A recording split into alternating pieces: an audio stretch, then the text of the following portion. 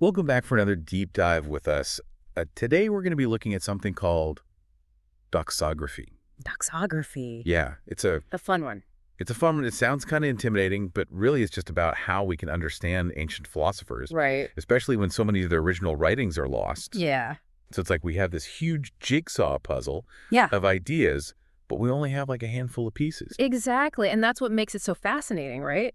It's like detective work, but for philosophy. I like that. Yeah, we're piecing together ancient thought from just these little fragments and secondary sources, and we're trying to figure out, what these thinkers really believed. So how do we even begin to do that? Well, that's what we're going to dive into today. Okay. Our main guide for this deep dive is going to be the Stanford Encyclopedia of Philosophy's entry on doxography of ancient philosophy. Okay, so right off the bat, Yeah. what exactly is doxography? So the Stanford Encyclopedia defines doxography as focusing on the core tenets or doctrines of these ancient philosophers. Not just, isolated quotes here and there. Right. It's about understanding their systematic beliefs, their arguments, their whole worldview, even if we don't have every single thing they wrote. So it's not about just cherry-picking catchy phrases. Right. It's about, like, reconstructing an entire philosophical system. Think of it this way, like, imagine trying to understand Plato, but all you have is what Aristotle wrote about him. Oh, wow. Would that be a complete picture? Would it even be accurate? Yeah, that's a good point. Because Aristotle, had his own philosophical agenda, and his interpretation of Plato was probably, influenced by that. Right, so he's going to be putting his own spin on it. Exactly. To make Plato fit into his... Exactly. Exactly. And to really understand those nuances, we have to look at the doxographers themselves. Okay, so who are some of these key players in the doxography game? Well, the Stanford Encyclopedia mentions quite a few. You've got Cicero Diogenes, Laurentius Clement of Alexandria. These names are familiar. Yeah, it's an eclectic mix. Some were philosophers in their own right. Others were more like compilers or historians gathering and organizing information. Diogenes Laertius, wasn't he the one known for, like, telling all the juicy anecdotes about the philosophers? Yes, he was known for including all sorts of gossip and personal details, So far. which makes his work very entertaining. But, we also have to take his claims with a grain of salt. Of course. Right, so it wasn't all just, like, dry academic stuff. Not at all, no. But the article also talks about this scholar Hermann Diels, who really shaped the field of doxography with his work Doxography Graecii. Okay. He was really obsessed with tracing the lineage of sources, Interesting. trying to construct what they call a stemma, which is kind of like a family tree, Okay. to show how later doxographies were related to earlier ones. So this is good, a genealogist. Exactly. The ideas. Yeah, tracing how philosophical concepts evolved and got passed down. So cool. Yeah, and he believed he could trace many of these sources back to Theophrastus, who was Aristotle's student. And his work, Physicae Doxae. Okay. According to Diels, this work was like the foundation for a lot of later doxography. It's as if Theophrastus had access to this, like, secret vault of knowledge about earlier philosophers. But wait, I thought we were talking about biases earlier. Right. Wouldn't Theophrastus, being Aristotle's student, have his own slant on things? You're absolutely right. That's a key point. Diels might have overestimated Theophrastus's objectivity. Incorrect. Even if he had access to more sources, he would have interpreted them through his own philosophical lens. Right. We can't assume that any source is perfectly neutral. It's like listening to a cover version of a song. Okay. It might be based on the original, but the artist is going to add their own style and interpretation. So even trying to trace back to, like, the original source is tricky. It's very tricky. It makes you wonder if we can ever really know what these ancient philosophers actually thought. Yeah. And speaking of influences, what about Aristotle himself? Where does he fit into all this? Well, Aristotle was actually a doxographer himself in a way. Oh, really? Yeah, he often began his treatises by surveying all these existing opinions on a certain topic before presenting his own views. Huh. He called it the dialectical method. It's like he's saying, here's what everyone else thinks, now here's why they're all wrong, and here's my brilliant solution. So he used doxography as, like, a springboard Exactly. for his own arguments. Yeah, very clever. That's pretty smart. Yeah, and this method likely influenced both Theophrastus and later doxographers. Doxography wasn't just about collecting and preserving information. It was also a tool for argumentation and debate, even persuasion. So it's like ancient philosophical PR. Exactly. That's really interesting. Imagine like a Stoic philosopher using doxography to show how great their ethics were compared to, say, Epicureanism. Yeah. They would carefully select and present tenets that supported their own school of thought, showcasing it in the best possible light. So even back then, they were kind of like shaping the narrative of philosophical history. Precisely. And that brings us to another interesting point that the Stanford Encyclopedia raises is the variety of doxographical works. Okay. So you've got some like the Placida that were very concise and thematic, almost like philosophical dictionaries, Oh, okay. just listing key beliefs and doctrines. So kind of like a quick reference guide. Exactly. Yeah, like a philosophical data set. I like that. But then you have what they call broad doxography, which includes works like Cicero's Philosophical Dialogues or Diogenes Laertius's Lives and Opinions of Eminent Philosophers. Right. These go beyond just listing tenets.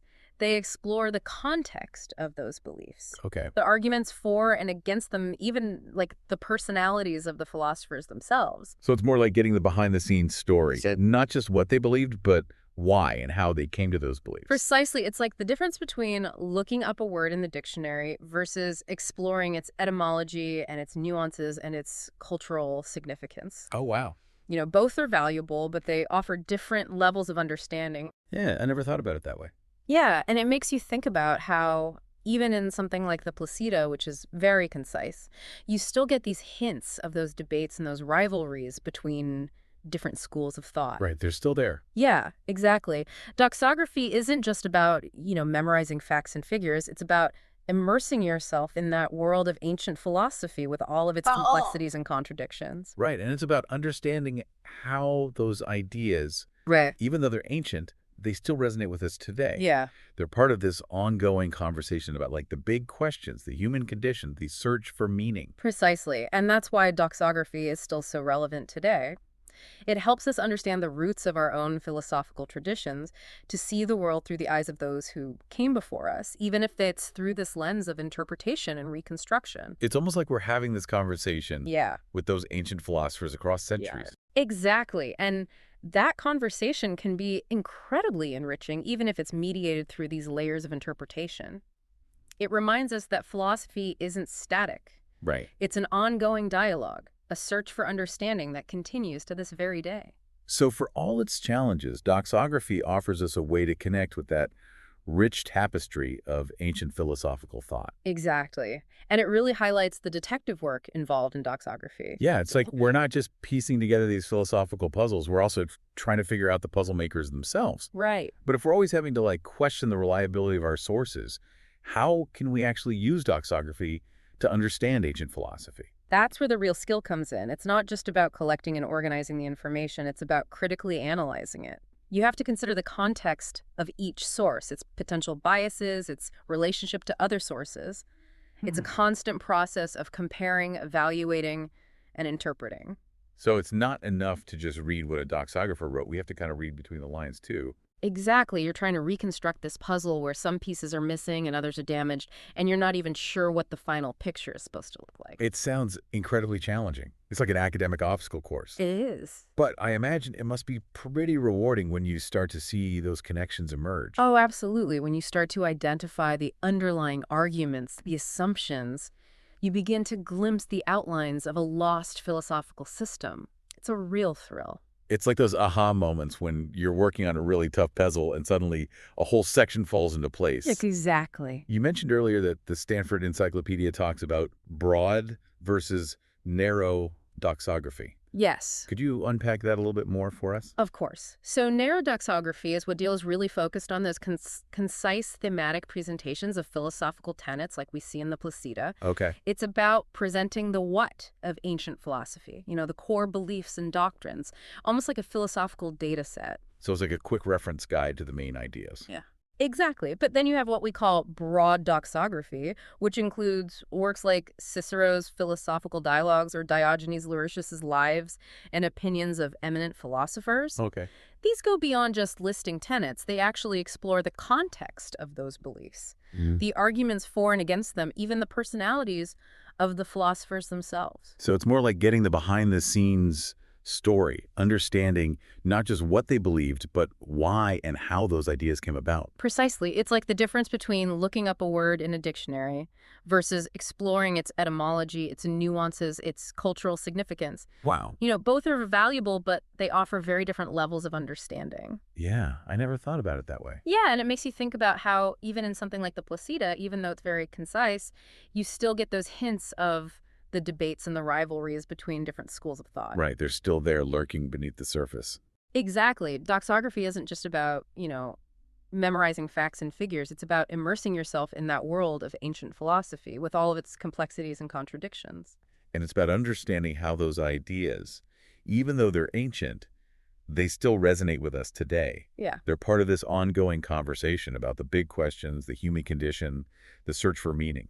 Precisely. And that's why doxography is still so relevant today. It helps us understand the roots of our own philosophical traditions, to see the world through the eyes of those who came before us, even if it's through this lens of interpretation and reconstruction. It's almost like we're having a conversation with those ancient philosophers across the centuries. Exactly. And that conversation can be incredibly enriching, even if it's mediated through these layers of interpretation. It reminds us that philosophy isn't static.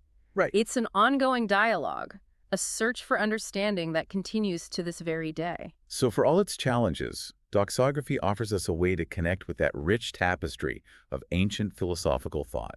And for anyone who's interested in the history of ideas, it's an indispensable tool. It allows us to trace those philosophical lineages, to understand how different thinkers influenced one another, to appreciate just how deep and complex ancient thought really was. It's like being given this box of puzzle pieces, but instead of a simple picture, you're trying to reconstruct an entire world of ideas. A world that continues to shape our own understanding of ourselves, the universe, and everything in between. Yeah, it really is like we're archaeologists, but instead of, digging for artifacts, we're digging for ideas. And just like archaeologists have to be aware of how their own presence can disturb a site, we have to be mindful of our own biases and assumptions. The way we view the world today inevitably shapes how we interpret the past.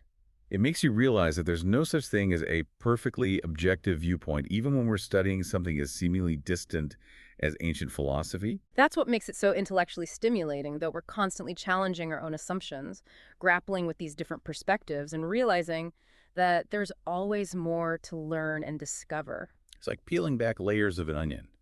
You're constantly revealing new depths and complexities. And in a way, that's the essence of philosophy, isn't it? Asking questions, challenging received wisdom, exploring those fundamental mysteries of existence. Doxography gives us this unique window into how those questions were tackled by some of the greatest minds in history. Yeah, it's humbling and inspiring at the same time. Humbling because it shows how much we don't know, and inspiring because it shows just the enduring power of these ideas. Absolutely. And even though we might never fully recover all the lost works of ancient philosophy, doxography allows us to keep those conversations alive, Right. to learn from those who came before us, to connect with that long lineage of philosophical inquiry. So despite all the complexities and challenges, doxography ultimately gives us this incredible tool for understanding the evolution of philosophical thought. And for anyone who's ever wondered where our own ideas come from, how our own ways of thinking have been shaped by the past, it's an essential field of study. Doxography allows us to trace those influences, those connections, to see how ideas have evolved over time. It's a reminder that philosophy isn't just some abstract academic pursuit. It's deeply connected to our own lives, our own ways of understanding the world. And I think that's a great point to emphasize. The study of doxography reminds us that philosophy is a living conversation, a dynamic process of questioning and exploration that spans millennia. Yeah, it's an invitation to engage with those big questions, to challenge our own assumptions, and to continue that search for wisdom that's been going on for centuries. So for our listeners out there, we encourage you to delve a little deeper into this fascinating world. Check out that Stanford Encyclopedia article that we mentioned, explore the works of Cicero, Diogenes, Laertius, maybe even try your hand at reconstructing some of those ancient philosophical puzzles. Because as we've seen today, the journey into ancient wisdom is never truly finished. It's an ongoing process of discovery, interpretation, and perhaps even a little bit of detective work. Thanks for joining us on this deep dive into doxography. And until next time, keep those philosophical gears turning.